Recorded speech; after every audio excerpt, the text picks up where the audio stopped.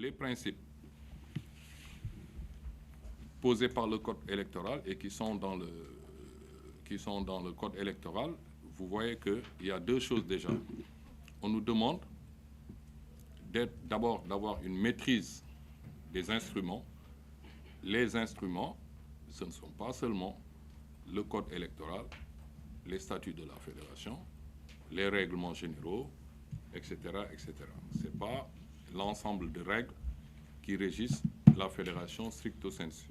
On nous demande également d'avoir une bonne maîtrise des textes de la fédération internationale et des textes de la confédération. Parce que la discipline est structurée dans un mode pyramidal, c'est-à-dire que c'est vrai, vous avez les clubs, vous avez la fédération, mais la fédération en tant qu'association sportive, elle est d'abord affiliée à sa fédération internationale, et ensuite, il faut respecter les règles de la confédération. Donc, c'est ça qu'on appelle en réalité la famille du football. Ce n'est pas seulement ce qui se passe chez nous, puisque nos règles sont chapeautées et contrôlées par la fédération internationale qui a des pouvoirs dans le processus. Vous avez vu ce qui s'est passé en Côte d'Ivoire. Vous pouvez faire votre commission électorale, faire vos opérations, recevoir les candidatures, être dans vos opérations et un jour, la fédération internationale peut s'immiscer dans le processus et vous demander de suspendre l'élection ou simplement de l'annuler ou de ne pas la reconnaître. Tout ça, c'est dans le code électoral. Alors, ça, ce sont les quelques points de principe. Vous avez également l'obligation pour la commission électorale de tout faire pour assurer des élections transparentes et démocratiques. C'est ça qu'on nous demande. On ne nous demande pas autre chose. Nous avons de très très larges pouvoirs. Nous avons déjà vu les questions ici. C'est vrai que nous avons une commission de recours en amont, mais si vous regardez bien le processus, nous ne sommes pas une commission provisoire où le jour de l'élection, nous ne sommes pas une commission qui fait une proclamation provisoire.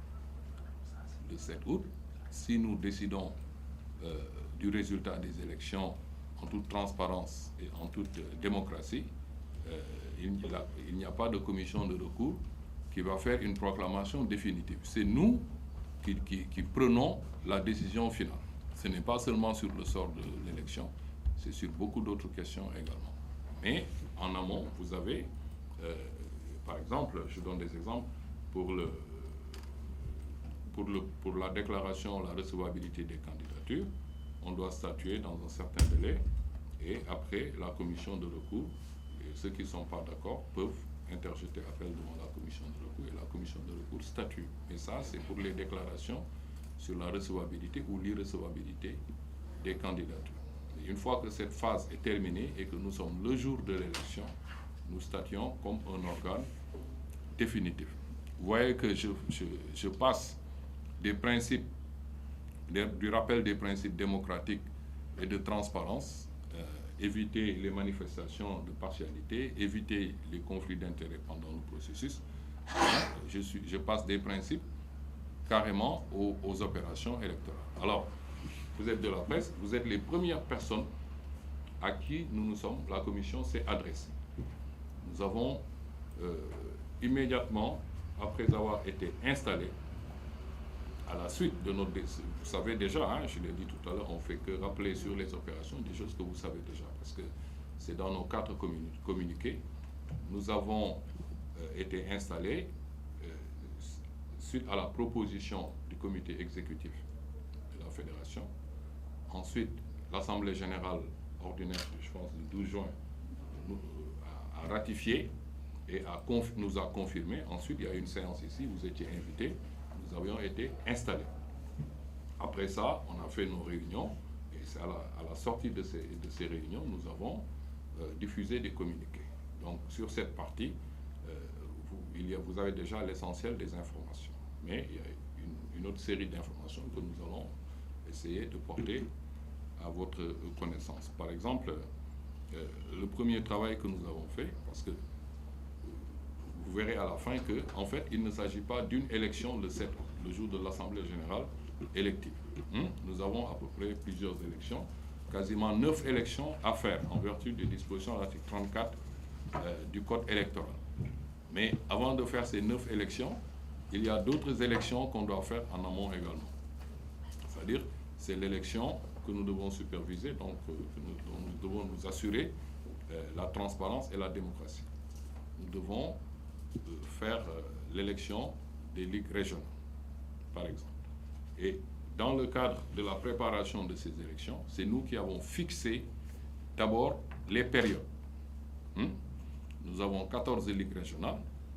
Nous avons la Ligue professionnelle de football, par exemple. Et pour toutes ces élections, nous avons fixé soit des dates, soit des périodes. Et parallèlement à ça, ou en relation avec ces élections dont nous avons fixé les périodes et les dates, nous avons divisé le Sénégal, les régions du Sénégal, nous les avons divisées, structurées et réparties en pôles. Donc, en pôle ou en zone, en 6 pôles. Donc, le premier pôle qu'on appelle pôle 1, c'est Sédhiou, Kolda, Ziguinchor. Deuxièmement, nous avons Thiès et Diourbel. Louga, Saint-Louis, Matam, pôle 3.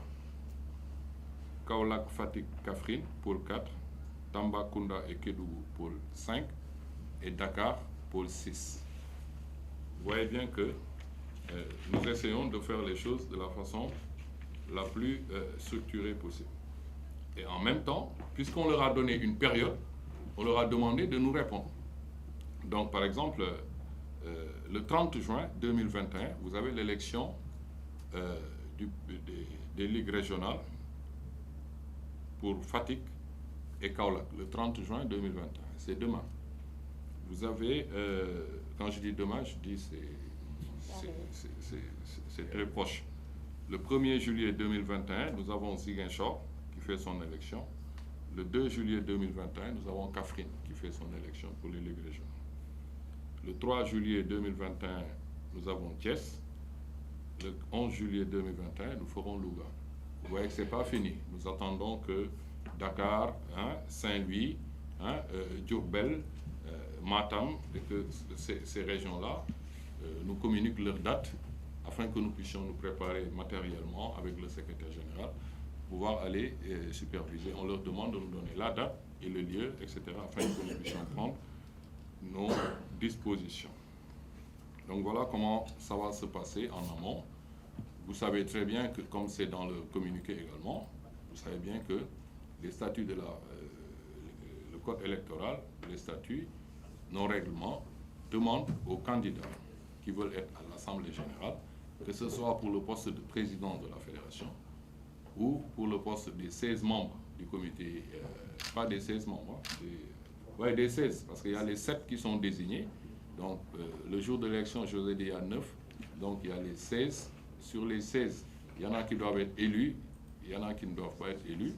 On demande que toutes les déclarations de candidature soient faites 30 jours avant la date de l'Assemblée générale élective. Vous avez vu dans le communiqué numéro 2 ou 3 que ce délai de 30 jours, que nous considérons comme un délai franc, conformément à la loi et au règlement de la fédération, ce délai, cette date butoir, c'est le 7 juillet.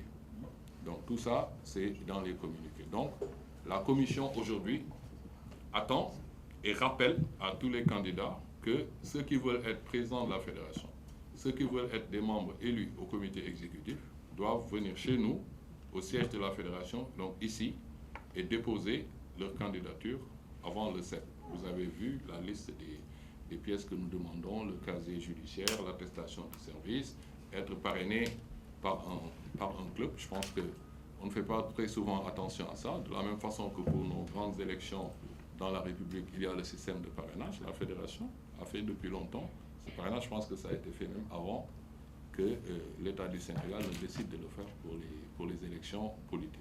Parce que vous ne pouvez pas, en tant que simple membre individu ou personne physique, être candidat à l'élection ou aux autres postes du comité exécutif sans être présenté par un membre. C'est pour ça que vous voyez que dans la liste des pièces, on demande que votre candidature soit portée par une association sportive. Donc, je pense que après vous avoir dit ça, on vous a dit quasiment l'essentiel du processus. Donc, il y a deux choses, trois.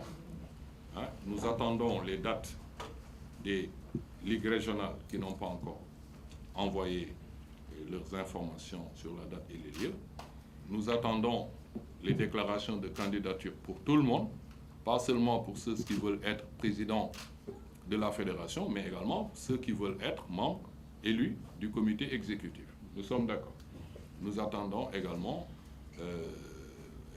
que les résultats des élections du district que nous avons choisi de ne pas superviser pour l'instant, on laisse ça au niveau régional, que ces élections soient vraiment faites, fixées. D'ailleurs, il y en a qui ont fixé également. Quand on vous donne des dates, en général, les ligues qui ont fixé la date de leur élection, de président et de représentants, c'est des ligues qui également ont déjà fixé la date des élections des districts.